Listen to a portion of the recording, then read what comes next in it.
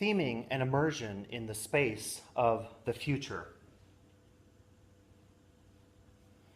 We are all interested in the future, for that is where you and I are going to spend the rest of our lives.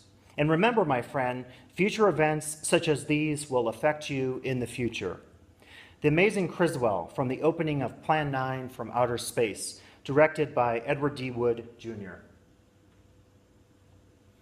In 2015, a few days prior to a presentation on immersion that I was offering at IAPA's, the International Association of Amusement Parks and Attractions Expo, I had the opportunity to visit Celebration, Florida, the famous planned community that was initially created by the Walt Disney Company.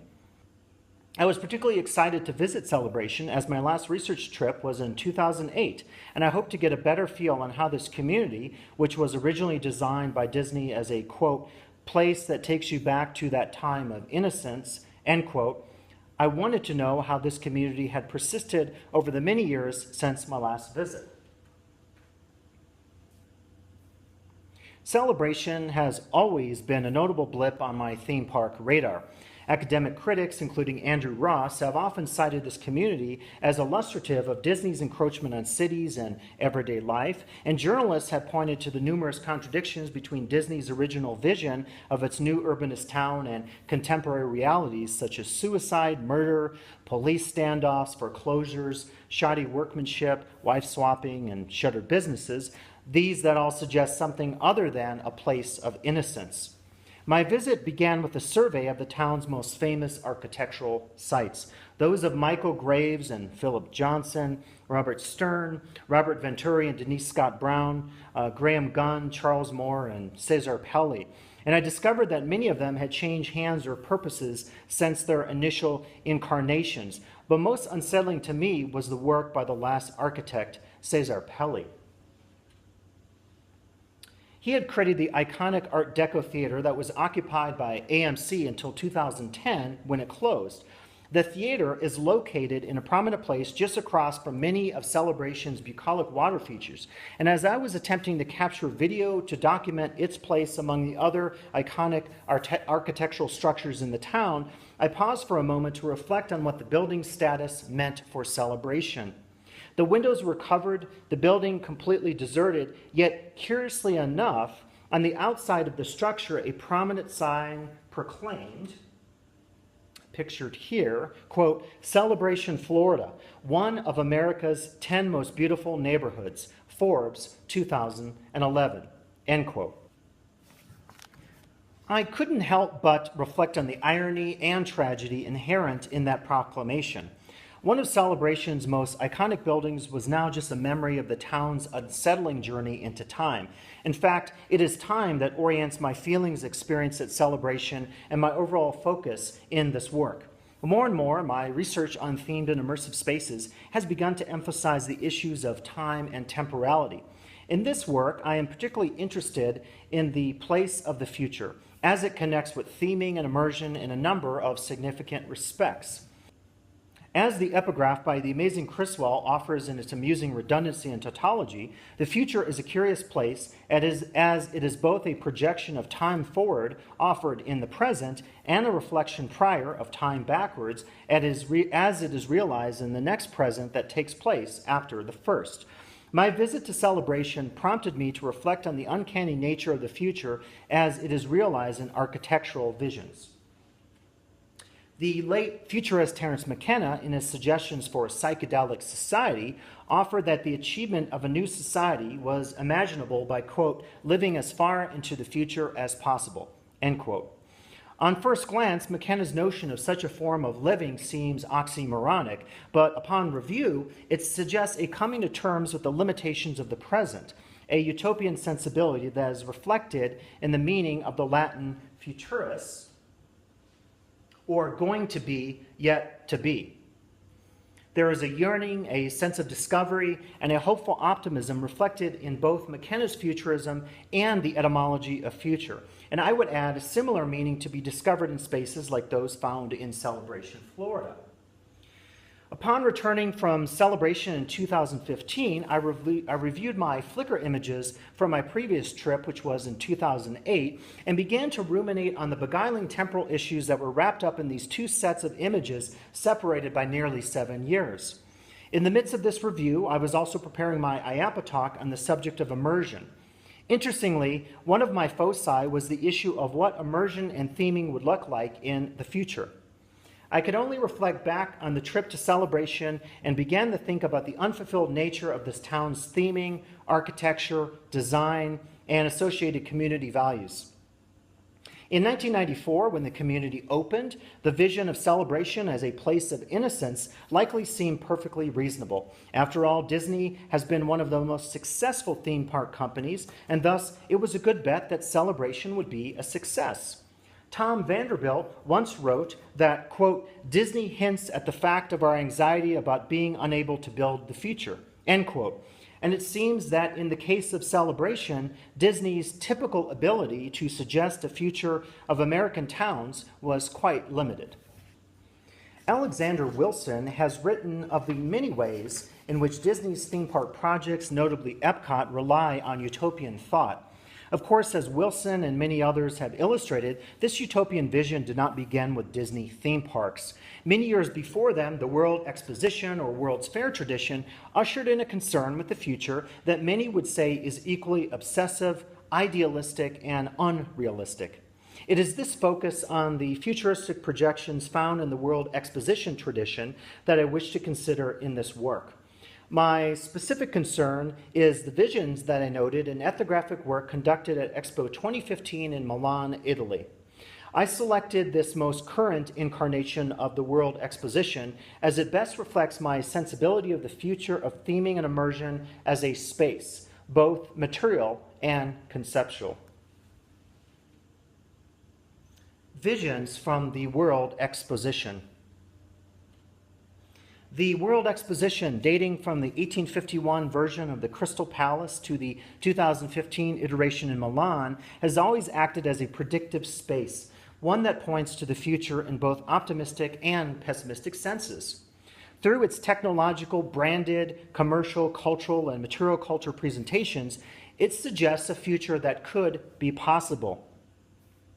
Today, as we look back on visions like those of Norman Belgetta's Futurama at the 1939 and 1940 New York World's Fair, we might chuckle and indeed wonder how such a vision of a fully automated highway system, among other offerings, that seems so patently ridiculous to us today, could have ever been imagined.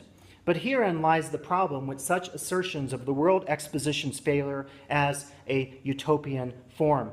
The expo may in fact somewhat portend how the world may appear.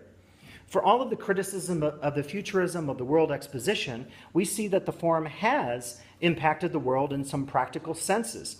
We may consider that many of the visions that began at expos did in fact take shape in society in a variety of senses.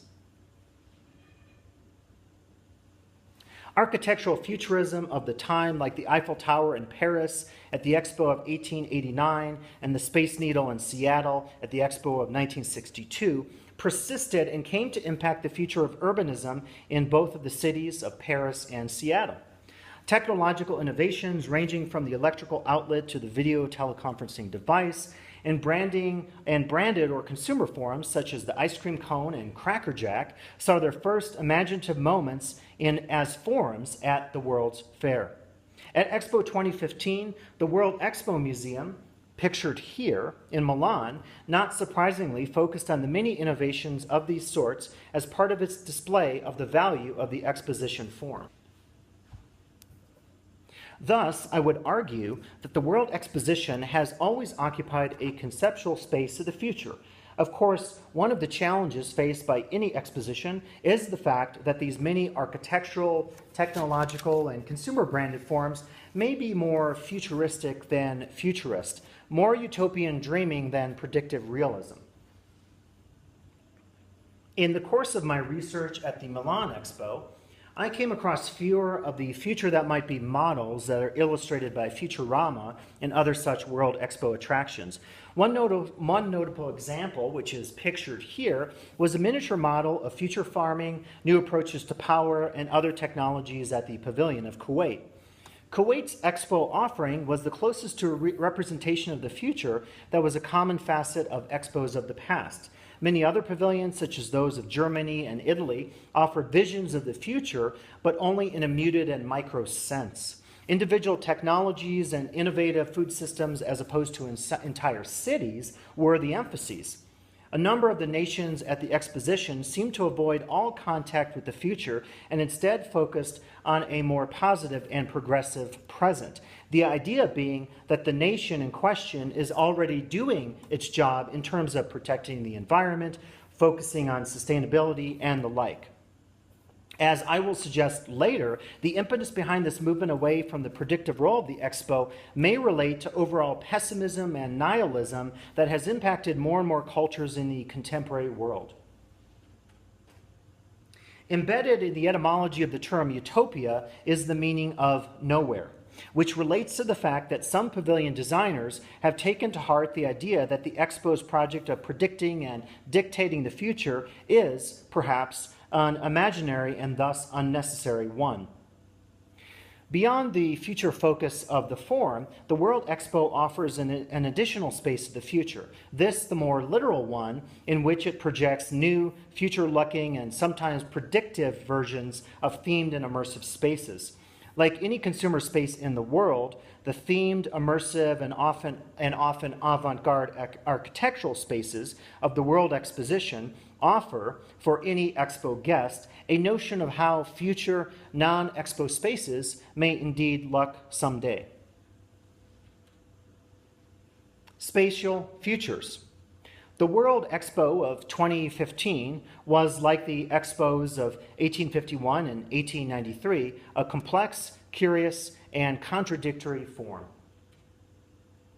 During my exploration of the vast grounds of the Milan version, I struggled to make sense of the Expo's overall theme of feeding the planet energy for life in terms of its varied representations in the many corporate, nation, and civilian organization pavilions.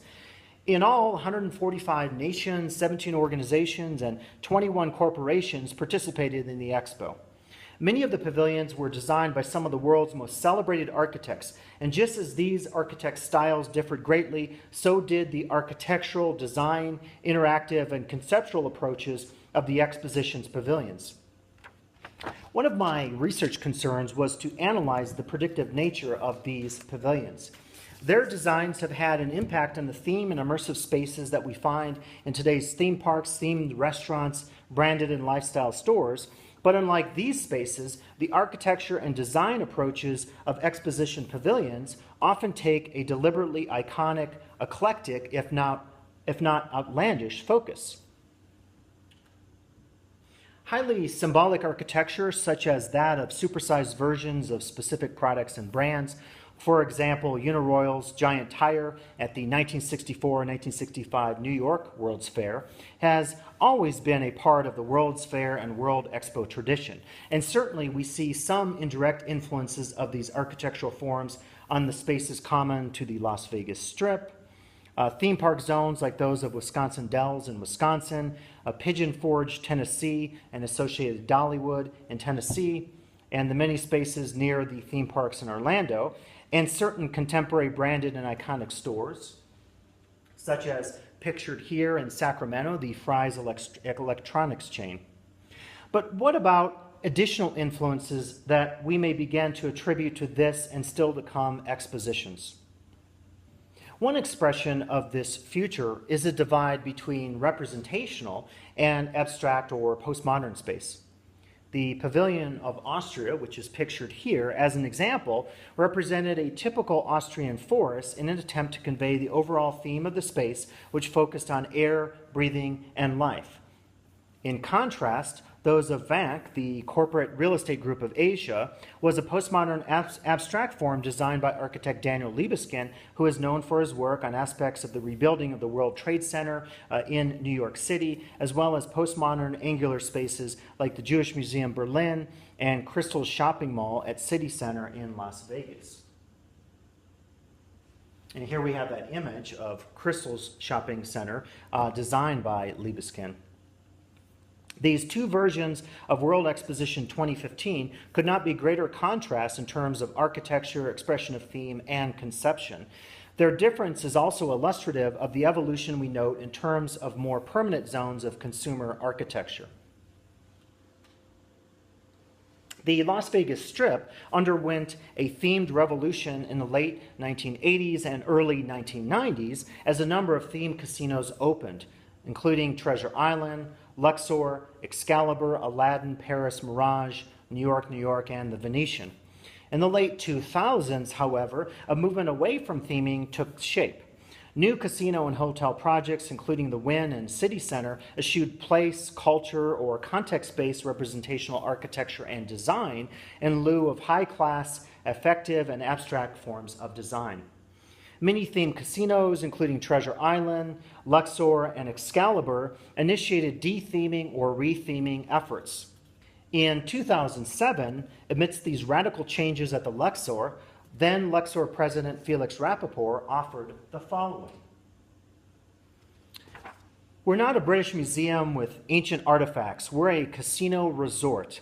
This was a brilliantly conceived building from the outside. The pyramid always created a sense of wow and wonder, but the inside never delivered on that promise. The brilliance of the Egyptian theme is in the pyramid. Inside, however, it seemed a restaurant or bar was given a trite Egyptian name and the job was done. Las Vegas has moved beyond that overall theming in the last 5 to 10 years. Now, quite interestingly, and in contrast to what is described here at the Luxor, the next casino to be built on the Las Vegas Strip, Resorts World Las Vegas, will have what is described as a, quote, authentic Chinese theme. Indeed, we may likely see a movement back to theming, or at least in terms of the casino and related hotel industries, for the fact that it so greatly contrasts with what some have identified as the anemic and bland forms of architecture that took hold in the late 1990s. Aside from stating how this future may appear, we may consider that consumer and branded architectural spaces to come will represent a wrestling with this divide between the representational and the abstract forms of design. The Milan Expo's architectural and design contrasts were many. In addition to those of pavilion design that have been mentioned, there were notable differences in terms of the conceptual and contextual issues that were connected to the spatial designs of the pavilions. For the first time at a World Exposition, the smaller country pavilions were clustered not by geographical proximity nor location of the nations, but by food products or climatic zones shared among the clustered nations. 9 clusters that included rice, cacao, and chocolate, coffee, spices, among others, suggested the possibility of using architecture and site planning at an expo space in a new and much more conceptual sense. Moving beyond geographic and cultural essentialism, the different approach to organizing smaller nations at the exposition offered important insights about new forms of political, economic, technological, and intercultural connectivity in the world. In addition, other experimental approaches to design and concept, such as Slovenia's abstract and metonymic approaches to food, entertainment, and industry, which is pictured here, as well as other spaces like the pavilions of Slovakia and Estonia, all of these offered ideas about how the future of themed and immersive space does not necessarily need to rely on cultural and national essences. In fact, a number of these pavilions suggested experiments of the spatial conceptual sort that are reflected in innovative spaces like Dennis Seaver's house in London and the Museum of Jurassic Technology in Culver City, California. An exciting potential suggested by both the expo and the museum spaces mentioned is conceptual design that may approach more experimental expressions in spaces on the horizon, including those of a typically consumer and branded nature. As I have suggested in other work, there is a clear possibility that such conceptual and contextual experimentation may result in more complex engagement of guests in spaces of the future. In addition, as we note with the futuristic efforts of Disney's Epcot, every expo has portended a fascinating and often too fantastical technological future. At the 2015 version of the exposition, pictured here, Germany had one of the most curious approaches to both technology as future and the future as technology. Unlike many other pavilions that simply celebrated technology as the redeemer of the future and that also expressed an over-reliance on Techne, to reference Heidegger, Germany instead utilized what it termed a seed book, a mysterious piece of cardboard with a white surface that each guest received upon entry to the pavilion. The seed book was an integral component of the pavilion space. It both reflected the common use of technology in the expo space as a supreme deified form, and more importantly, connected to the thematic and contextual issues of the pavilion. Most notably, the seed book was the device by which pavilion guests interacted with a series of characters, individuals who represented Germany's diverse cultural, foodway, and ethnic traditions, and political and environmental contexts that were connected to the actions of these characters as well as the guests. There are many technological influences that will impact the design of themed and immersive spaces to come. Most notable is the development of augmented and virtual reality forms within the space, the use of mobile media and new senses, and the overall shift of focus from passive to active users and creators of technology in terms of the guest. In this last area, we may look to the important work of Henry Jenkins in terms of convergence culture and transmedia storytelling. Additionally, as more and more consumer spaces utilize forms of technology and spatial interaction, we will see an expansion of the themed and immersive spaces beyond the time space of the attraction itself. In this sense of a, quote, life space, we will begin to see that experience within the space will occur not only during the physical visit of the guest to that space, but in the spaces that are entailed in the before and the after of the guest's visit, thus suggesting new experiments with time and temporality in these spaces on the horizon. As I will reflect later, a major component of the annual IAAPA conference in Orlando, Florida, is an elaborate trade show that features many of the suggested technological features of themed and immersive spaces, notably forms that include rides, attractions, video games, and related media.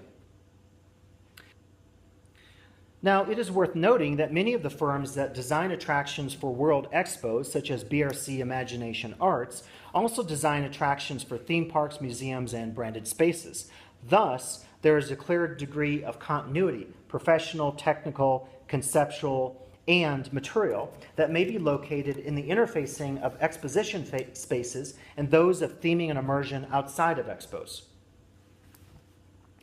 Beyond the micro arena of the consumer space, we note that numerous researchers have pointed to the ways in which forms of theming and immersive technology have impacted the world outside of theme parks and consumer spaces.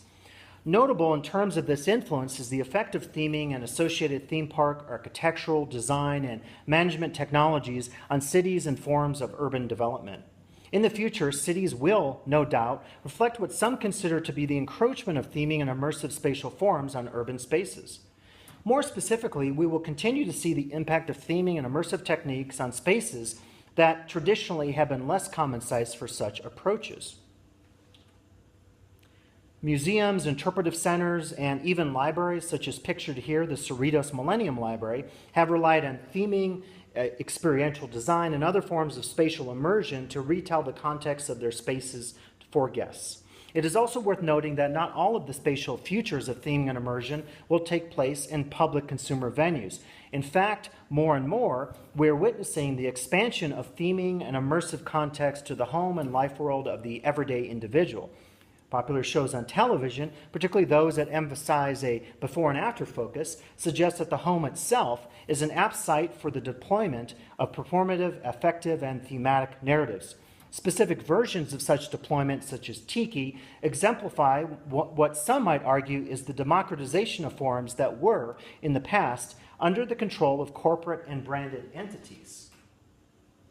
Returning to the case of the Milan Expo, one of the most significant pavilions that suggested a unique and provocative vision of the future of themed and immersive spaces was that of Brazil. Brazil's pavilion featured a rope net that served as the top of the structure on which guests navigated. Guests were encouraged to walk across the net in a challenging operation that often involved their losing balance. The effect of the pavilion, conceptually, was to suggest to the guests the challenge of negotiating the future of uncertain political, environmental, and social realities. And here you get a sense of how precarious and difficult that journey was, as some people were unable to navigate the space. It was quite easy, one noted, to be thrown off of one's course by a guest who had lost his or her balance. Yet, interestingly, it was also easy to interpret that by relying on the assistance of those in your group as they held onto you and you onto them, one could more easily make one's way to the end of the net structure. Thus, Brazil's pavilion used architecture in a very conceptual and potentially political sense. And this leads to a final possible version of the themed and immersive space, that of the political future. The space of collective futures. The example of Brazil's dramatic pavilion reminds of the cases of utopian visions that I addressed earlier. Terence McKenna's Psychedelic Society and the planned township of Celebration, Florida. In both of these cases, we note a powerful suggestion about the alteration of society. In the first, through psychedelic forms and other forms of living as far into the future as possible, and in the second, through new approaches to urbanism, architecture, and community life. Yet both, for different reasons, fail to achieve the utopian intentions of its founders. As models, though, they do provide powerful suggestions of how the future may appear.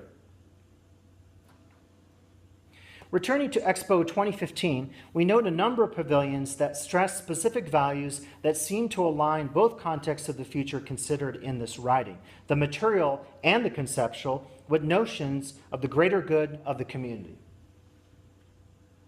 The Pavilion of South Korea, pictured here, focused on traditional forms of food storage and combined these with a powerful reflexive focus of "you are what you eat," as one of the pavilion signs reminded visitors.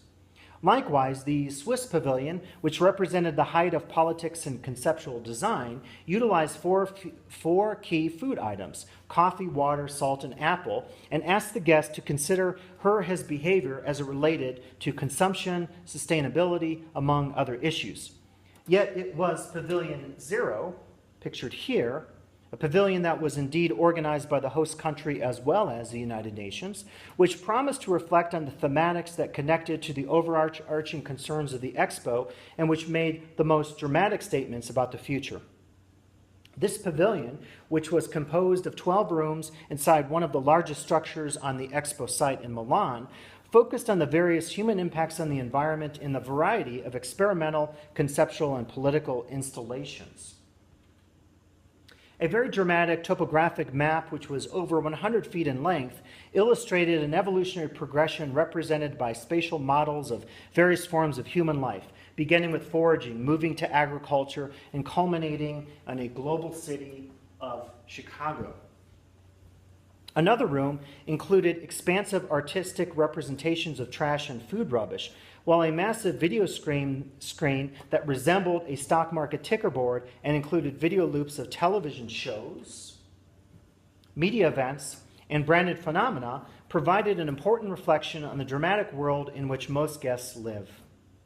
Interspersed throughout the rooms of Pavilion 0 were signs that included texts like the following, quote, "Man felt the necessity to intervene on the environment, modifying it," end quote, and spoke of, quote, "our power over the strength of nature and the need to address the paradox of waste," end quote. The end of the pavilion most optimistically as compared to the other exhibits, suggested some nations' best practices that have been successful in attempting to curb the powerful and damaging effect of humans on ecosystems and their species. Yet, even in this last exhibit, one might argue that the overall mood of Pavilion Zero was depressing and nihilistic. As I have written of elsewhere, it is this spirit of the dark, depressing, and nihilistic sort that may be most appropriate to the design, context, intent, and existential focus of themed and immersive spaces to come. Such nihilistic designs and content may also have the ability to stress that each and every guest approach the spaces at hand and the many other spaces and realities through which each guest travels, with much more awareness, connection, reflexivity, and ultimately consider his or her complicity in the most pressing issues that are impacting the world. High time it may be to move so-called serious political and activist topics from the confines of certain museums and interpretive centers and into the consumer spaces of the future. Of course, as we saw with Disney's America, a failed attempt to theme serious and depressing history in a theme park that was to have been located in Manassas, Virginia, communities of various origins and concerns will likely have a say in such forward-looking and controversial spaces.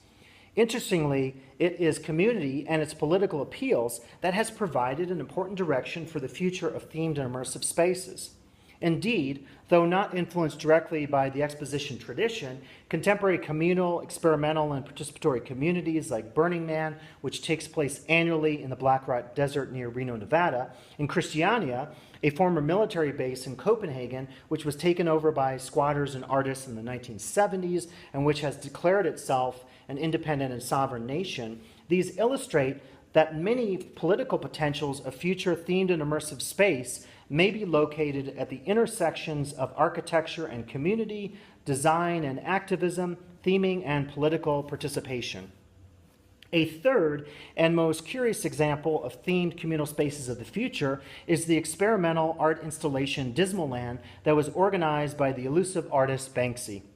Banksy's approach was to mimic or mock Disneyland in the overall theme park form by inviting 58 artists to create artistic installations that focused on key contemporary social topics that included the media and paparazzi, the European refugee crisis, among other topics.